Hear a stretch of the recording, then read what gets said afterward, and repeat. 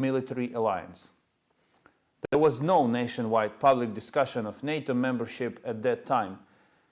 The Euromaidan protests centered not on the military alliance but on economic and political integration with the EU. When I now hear the flawed argument that Ukraine's neutrality could make Putin less aggressive, I wonder how. It did not stop him from attacking us in 2014, so it is hard to see why it would stop him now. Now, let's instead turn to the second question. Where are we? Speaking of the wider context, I'm confident that Russia's war on Ukraine and wider Europe will ultimately end when two fundamental issues are resolved. First, the West should turn from reactive to proactive strategies when dealing with Russia. Putin and his associates keep demanding everyone to explain, I quote, how partners understand their obligation not to strengthen their own security at the expense of the security of other states. End of quote.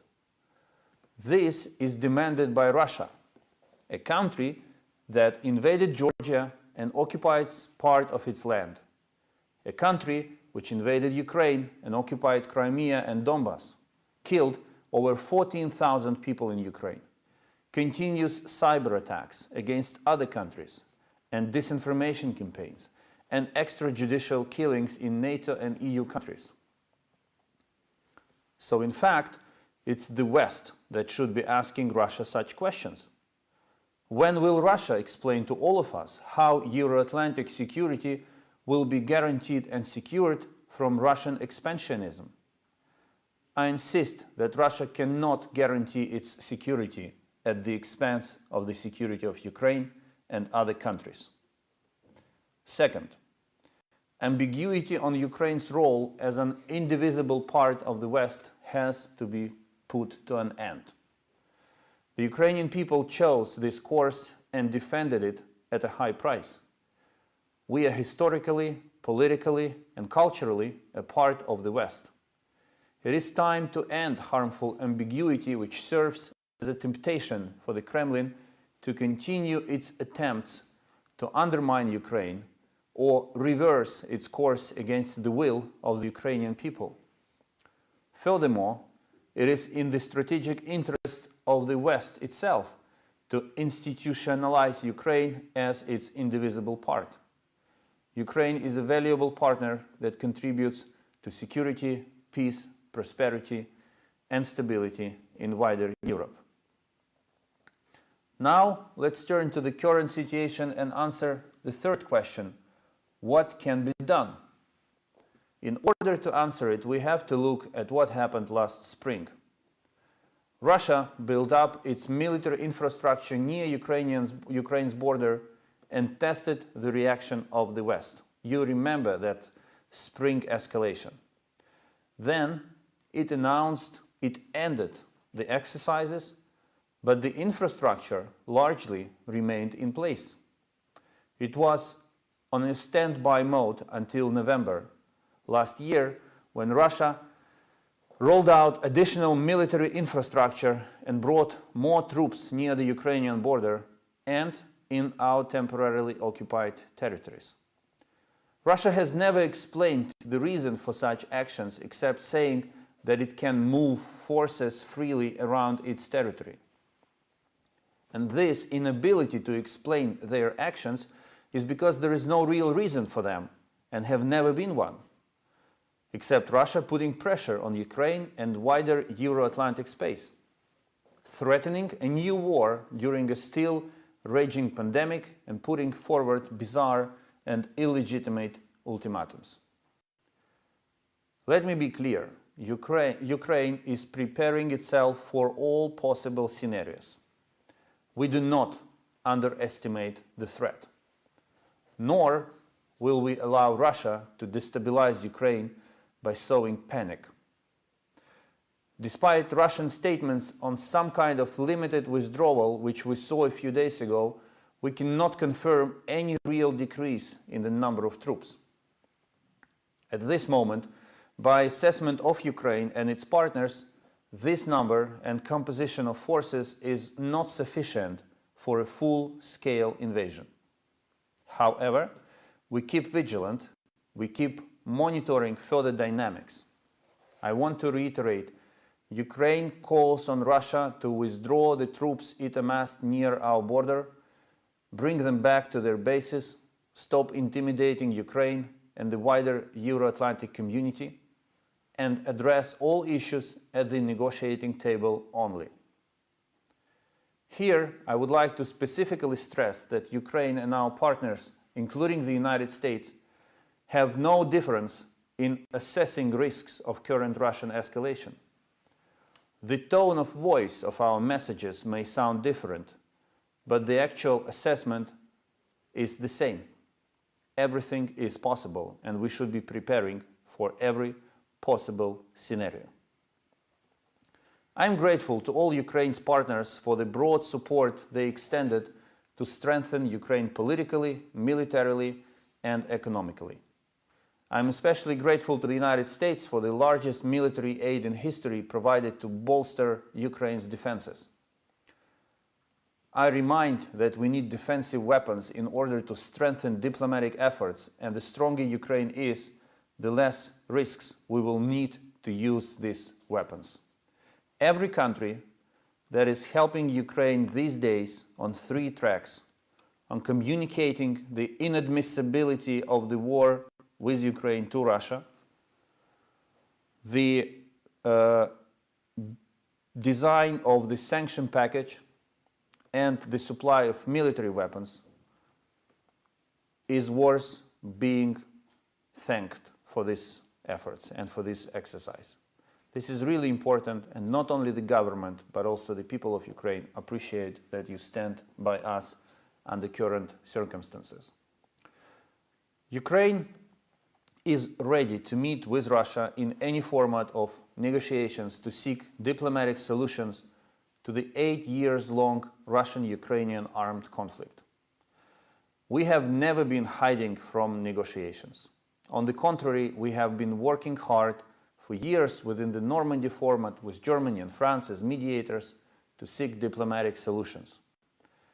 I welcome the format's recent revitalization in Paris and look forward to Russia's finally showing constructive willingness to pursue diplomacy and finally agreeing to organize a new meeting of the Normandy format leaders.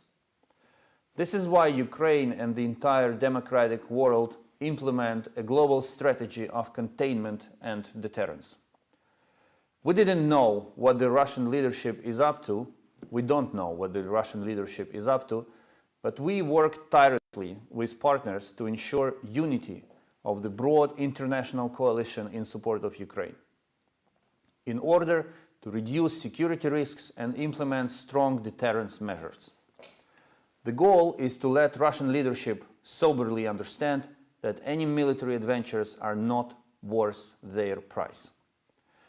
I want to stress that Russia uses not only military force to pressure Ukraine, it also invests heavily in destabilizing our country from within. This includes disinformation, cyber attacks, fake bomb threats, attempts to sow distrust and ferment popular unrest, attempts to divide Ukraine and its partners. Russian threats already harm our economy. The government of Ukraine is focused on maintaining financial and economic stability. In fact, we ended 2021 with a record economic indicators, highest GDP in 3 decades, largest export in 10 years, and record high reserves.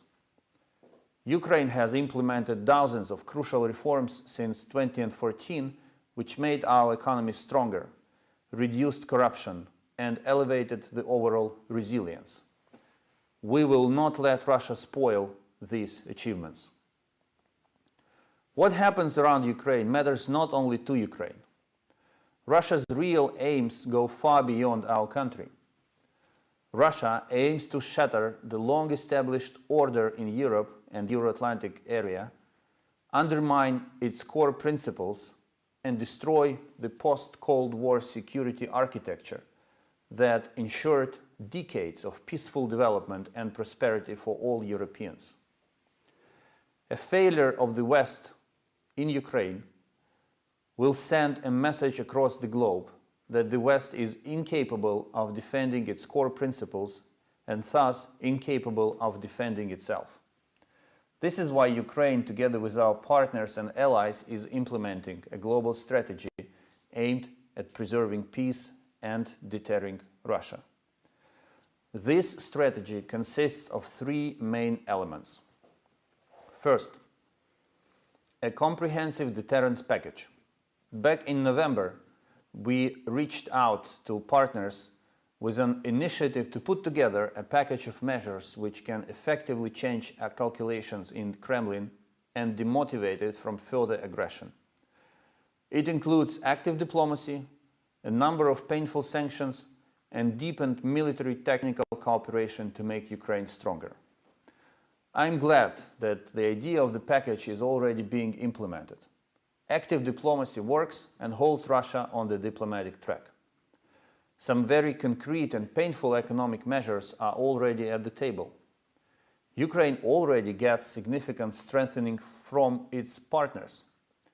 Again, the stronger Ukraine is, the lower are risks of further Russian aggression. The more defensive weapons we get today, the less likely we will need to use them. Strengthening Ukraine today is an investment in the overall Euro-Atlantic security. Second element of the strategy is an intensive stream of high-level visits to Ukraine. Last year, I asked partners to visit us in January and February 2022. Constant presence of top officials in Ukraine demonstrates international support for our country and significantly reduces risks of further escalation. Third element of the strategy is what we call network diplomacy. You may recall that during the Cold War, shuttle diplomacy helped reduce tensions and avert war. What helps us today is network diplomacy, meaning intense coordination of positions before and after all contacts with Russia. Network diplomacy maintains unity and ensures Russia hears the same messages from all partners. The main message is Russia de-escalate now or face severe consequences. There is nothing that our partners tell Russia that we are not aware of. There is nothing that Russia tells our partners on Ukraine that we are not aware of. And this is one of the principles of the network diplomacy. This approach can strengthen the unity of Ukraine and its partners and help avert a new escalation. To conclude with, I would like to once again make it clear. Despite various Russian fakes, Ukraine does not plan any offensive operations or provocations. We have never attacked anyone, and we do not plan to attack anyone.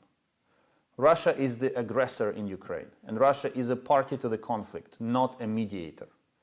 The only responsible way forward is diplomacy, and the only effective strategy to make Russia prioritize diplomacy is deterrence. What is reassuring, though, is that we already see that diplomacy is working. Remember how many dates for possible Russian invasion have already been named in the previous weeks and months. At first, December was discussed, then early January, then late January. Now we are at the beginning of February, and diplomatic efforts continue. This doesn't mean that we have to relax and believe that the worst-case scenario is avoided. But this should give all of us confidence that we can be efficient in deterring Russia. To conclude with, today we have three collective strengths: our unity, our calmness, and our resolve. Let's hold on to our strength and let no one weaken us. Now I'm ready to answer your questions. The first question goes to Boyce from Al Jazeera. I hope you hear me. James Boyce, Al Jazeera.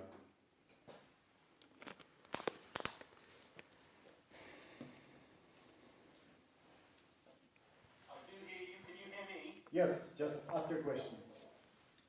Thank you, Mr. Foreign Minister, for doing this. Can you just be clear? You say that it's only the tone of voice which is different from you and the US and NATO, and yet you have just told us that war is not imminent, and yet the Pentagon repeatedly says it is imminent. So there seems to be a difference on that. It's not just tone of voice.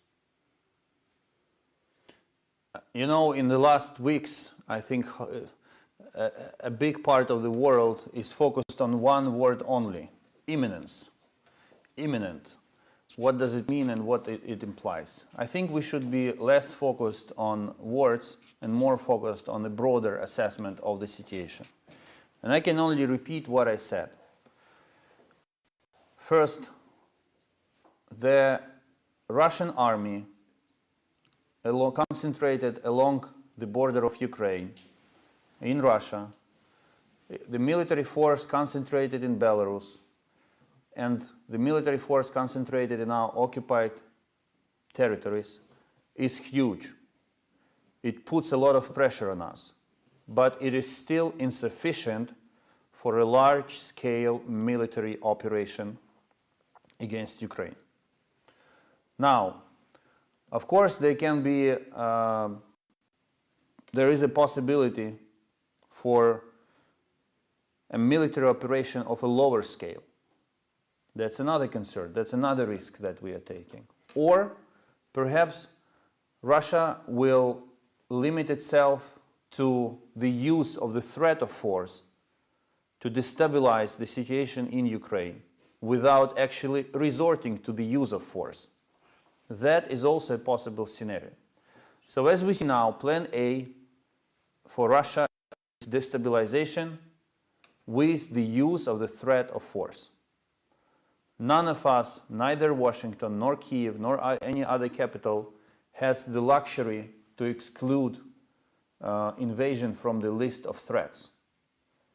What we are saying now is that we have to remain rational and properly, in a very reasonable way, assess the sequence or the priority of different threats. And the situation is very complex. When you try to put it in one sentence, you may lose a lot of important details which actually help to take reasonable decisions. That's why I'm calling not to concentrate on one word that has become so popular in recent weeks, but assess the situation in its complexity. Okay, next goes to Adam Parsons from Sky News. Mr. Foreign Minister, thank you very much indeed for arranging this briefing. Russia today told Sky News that British diplomacy was worthless, and of course President Putin has shown considerable contempt towards NATO allies, certainly publicly.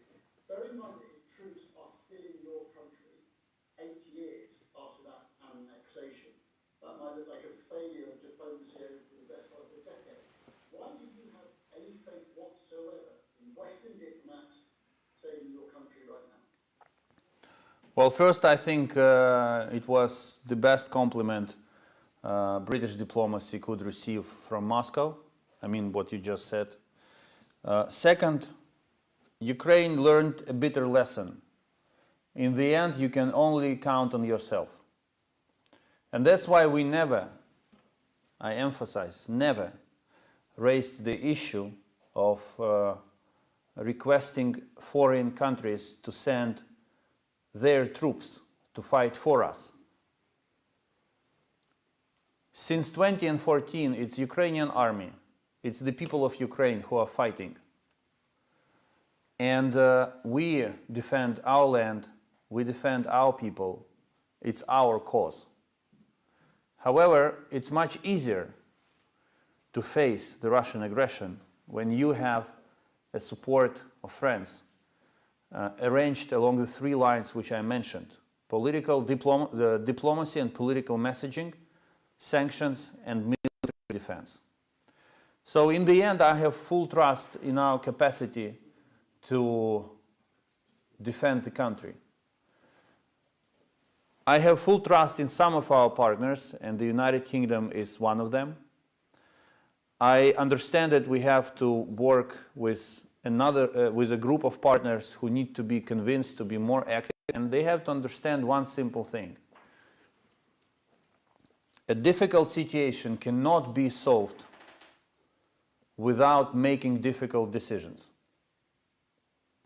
And whatever the price of deterrence is, the price of stopping the war will be much higher.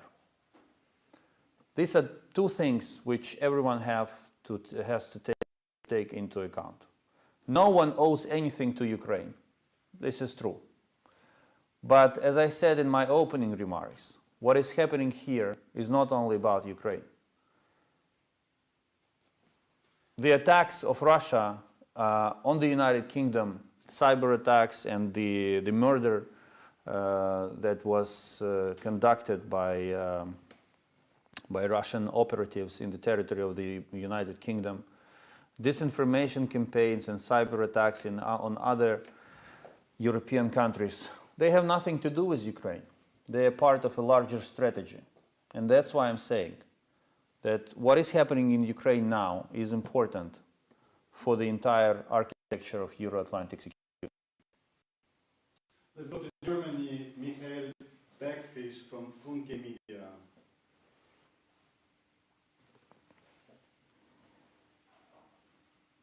Yes. Hello, can you hear me? Yes. Yes.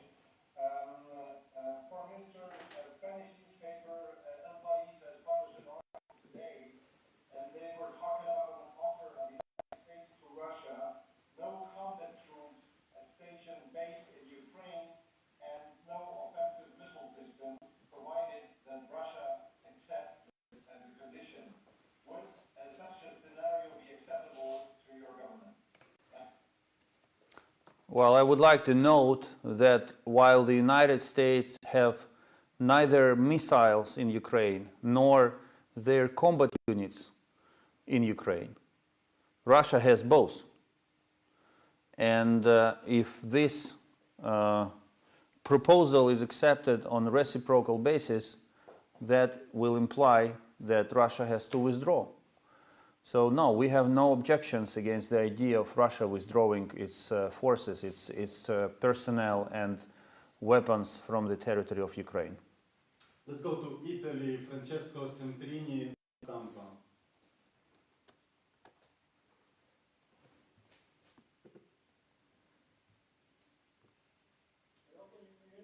Yes. Okay, thank you so much, Minister.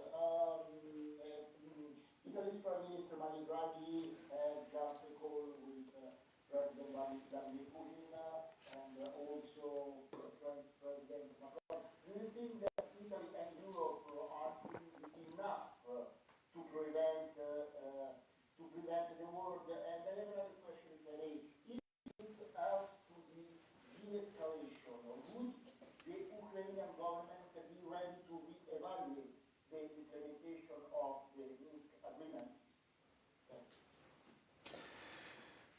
Well, the best European Union and its member states can do now can be boiled down to three things. First, stay firm and united on the issue of inadmissibility of Russian ultimatums and demands. Second, finalize the list of sanctions that you are ready to impose in case of the Russian military escalation, and make it available for the Russians, so that they can really, for everyone, so that that the Russians can see what awaits for them. Because for the time being, we hear discussions about the severity of sanctions, but it's time to go into specifics. Otherwise, Russia may think that this is just about bluffing. And the third element is, of course, to help Ukraine strengthen its defense and cyber, in particular, cyber capabilities. Every country can choose what is the most appropriate way to help Ukraine with. Some may transfer weapons. Others can focus on ammunition, but the most important thing is that everyone demonstrates a political will to strengthen Ukraine's defense. When it comes to the implementation of Minsk agreements, I think the question should be put differently. When will Russia finally start implementation of Minsk agreements? Why do we always hear these messages that Ukraine has to do something? It's not us who attacked. It's not us who put on hold the work of the trilateral contact group. It's not us who refuses to meet in the Normandy format at the level of leaders and foreign ministers. It's all Russia. So why don't we adopt a more realistic and factual approach and start speaking about what Russia has to do, instead of, again, demanding from Ukraine to do something? I will remind you that back in November 2019, 4 leaders of the Normandy format sat down together in Paris for the summit. And they walked out of the room with a document, the conclusions. These conclusions, they had commitments for Ukraine and commitments for Russia. Since then, Ukraine implemented all items from the list. Russia, none. So I reiterate that Ukraine is ready for a constructive discussion in both Normandy format and in the trilateral contact group. We want to resolve this conflict. We diplomatically and peacefully. We are ready to move forward. But it's Russia who has to make the first step.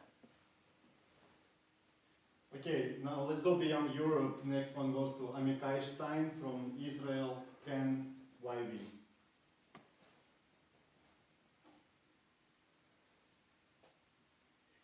Hello, sir. Thank you very much for giving us this opportunity. My first question is, are you disappointed that Israel, as an ally of Ukraine, is not showing enough support for Ukraine these days?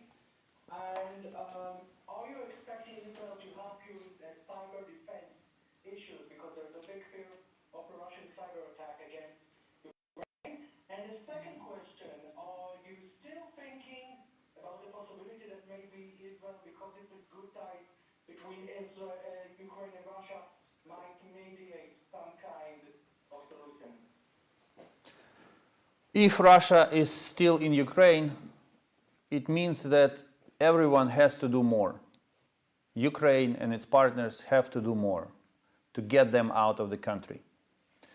When it comes to Israel, actually we have a very deep cooperation with them under the current circumstances. And you are right, cybersecurity is one of the issues that is on the table and that we are making progress on. We are also interested in deepened defense cooperation on defense technologies, in particular related to air defense. And yes, we would welcome the effort of Israel to play a role, a diplomatic role between Ukraine and Russia. In fact, I can tell you that we welcome anyone who believes he or she has the political will and capacity to play that role, to step on the stage and to actually do it. Every effort is worth making when it comes to preventing the war. Next one goes to Australian media, Ben Lewis, SBS Australia. Hi there, Minister. More than a week ago, the Australian government urged all of its citizens living in Ukraine to leave the country immediately, and several other Western countries made similar calls in the days that followed. Do foreign citizens need to be leaving Ukraine now, or have these governments acted prematurely? Prematurely. I appreciate the relations we enjoy with Australia and other countries who already took the decision to call on their citizens to leave Ukraine. But this is a premature decision. It does not correspond to reality. And I respect the decisions that they took because they have their own protocols on the security of their citizens. But I would like to note that the absolute majority of countries represented in Ukraine have not made such decisions. There is less than 10 countries who actually decided to do so. I think less than 5 countries who called on their citizens to not to visit Ukraine or leave Ukraine, compared to 129 countries and international organizations represented in Ukraine. Next one goes to Saakashvili, Post TV. Hello, Mr. Minister. Thank you for this opportunity. I have a question about foreign countries supporting Ukraine. I can tell you that Georgian Parliament adopted a resolution about Ukraine that they support.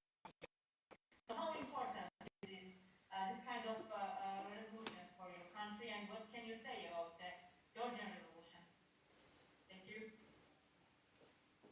Well, Georgia probably feels better than anyone else what is at stake in Ukraine, and therefore the resolved and focused reaction of your parliament is welcome.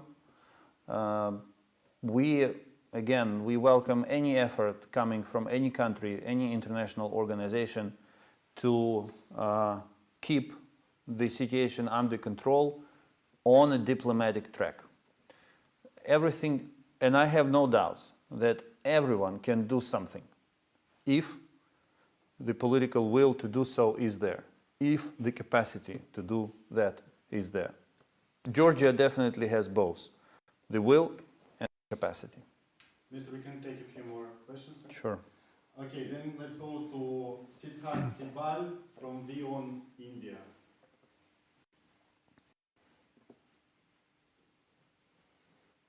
Amy, I'm Siddharth from Beyond India. I have two questions. First, where do you see India's stance when it comes to the situation in Ukraine? India has close ties with your country, with Russia and Washington. Do you see New Delhi's role when it comes to pacifying the situation? My second, there are 20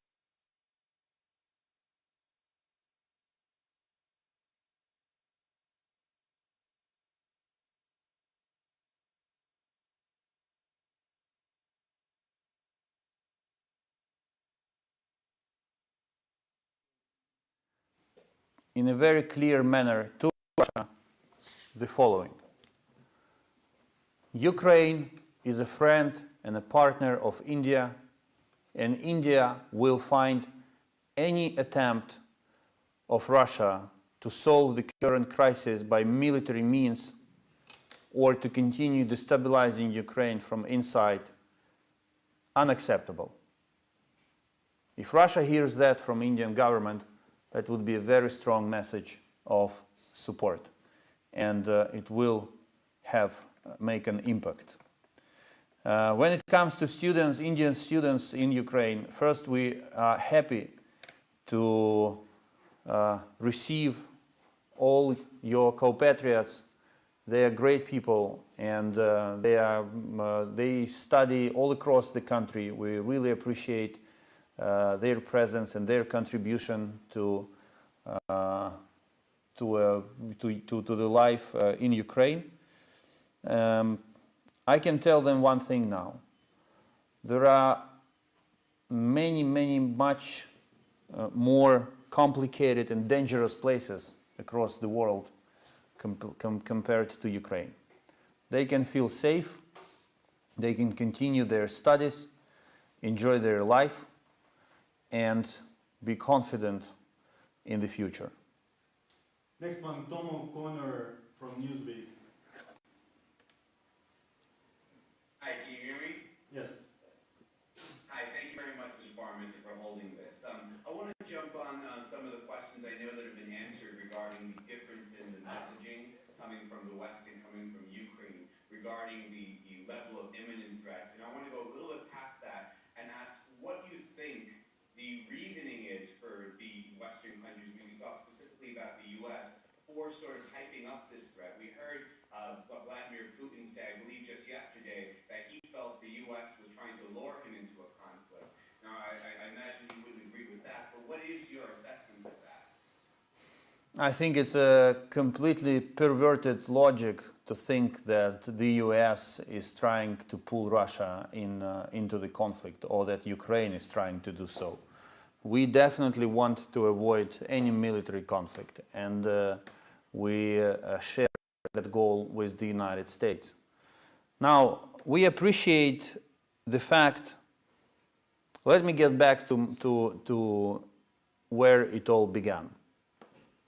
Last spring, it was Ukraine who started ringing the bell, who put everyone on alert, saying Russia is concentrating its troops along the border. We don't know what their intention is, but this is an unprecedented concentration. It's taking place. It poses a threat, a real threat.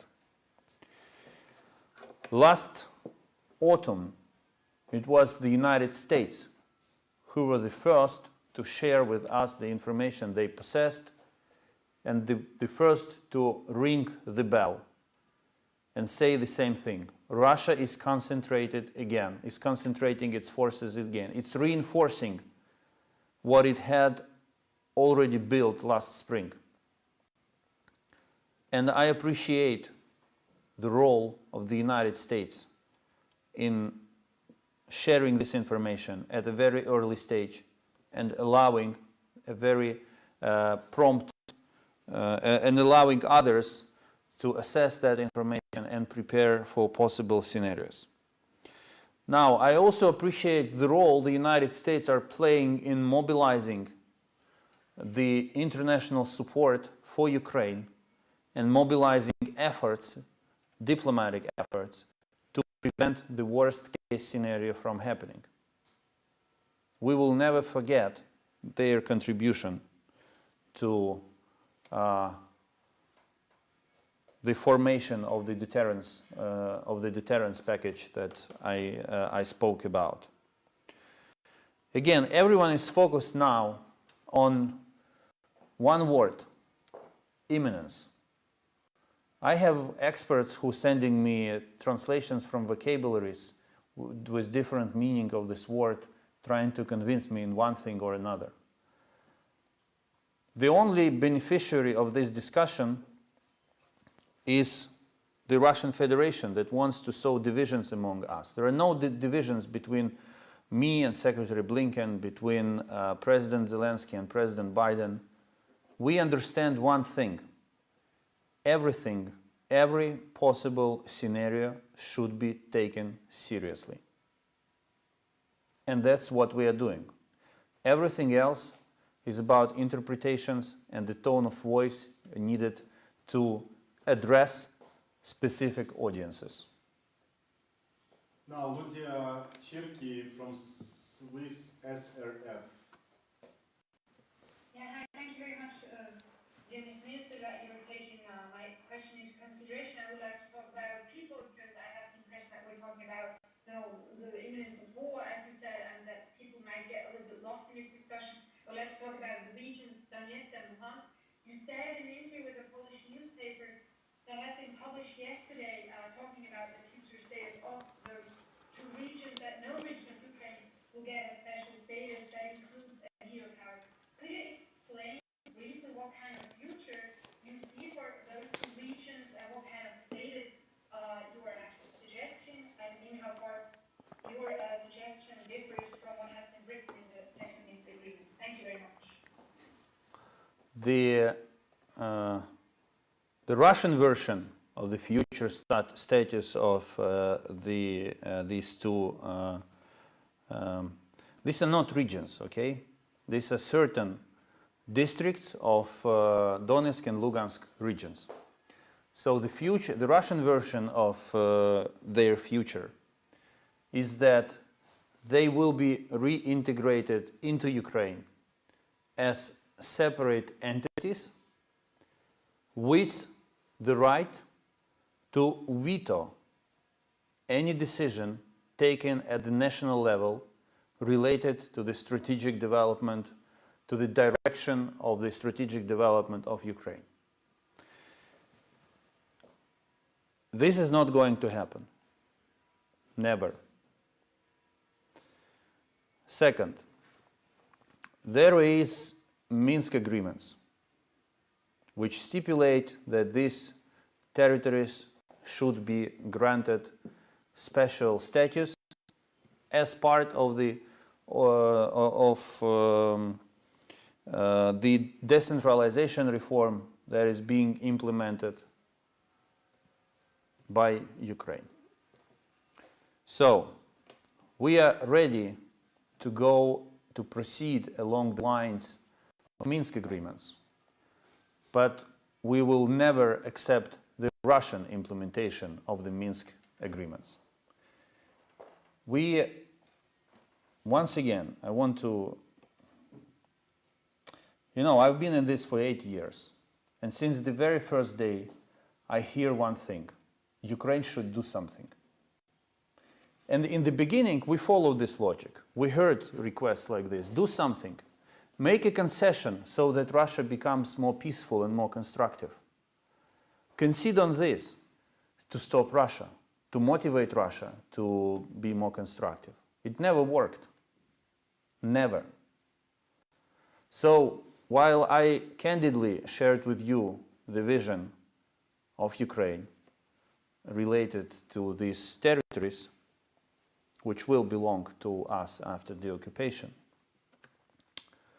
I kindly ask you to change the optics and to look at what actually Russia has to do, what Russia has to change in its behavior in order to bring peace and put to an end the killings of innocent civilians and the destruction of their regular life. We all have to think about the people. And we want to protect people. We want to give people good life. Now it's in the hands of Russia to follow our work. Thank you. That will be it. I have to run. I enjoyed spending almost an hour with you. I sincerely appreciate your attention, your interest in Ukraine. I hope it was helpful, and I clarified at least something.